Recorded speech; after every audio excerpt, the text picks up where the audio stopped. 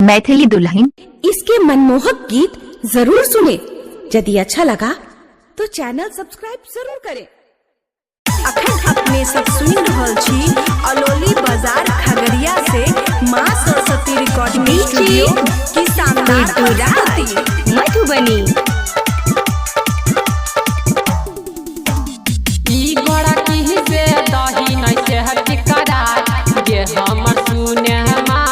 ई गोड़ा की से दही नहीं से हट करा ये हमर सुने माँ।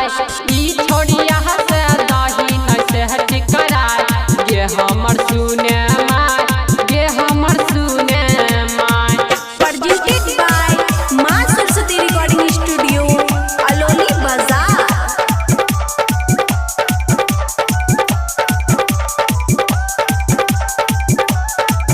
ई गोड़ा की से दही नहीं से हट करा ये हमर सुने माँ। ई गोड़ा की से दही नहीं से हट करा ये हमर सुने माँ।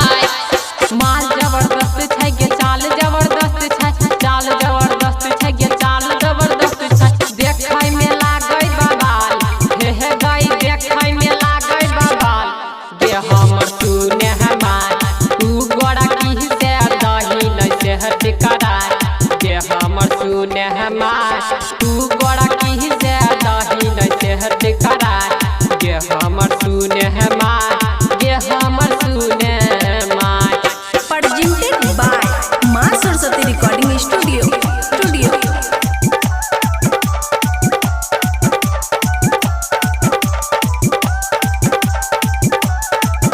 ई गोड़ा की से दही नहीं से हट करा ये हमर सुने माँ।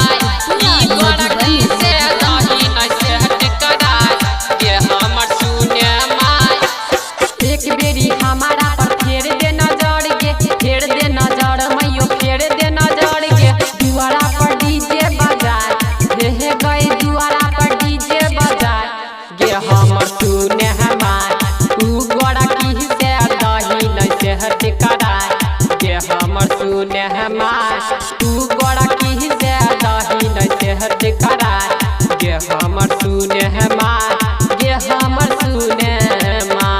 Presented by माँ सरस्वती रिकॉर्डिंग स्टूडियो अलोली बाजार।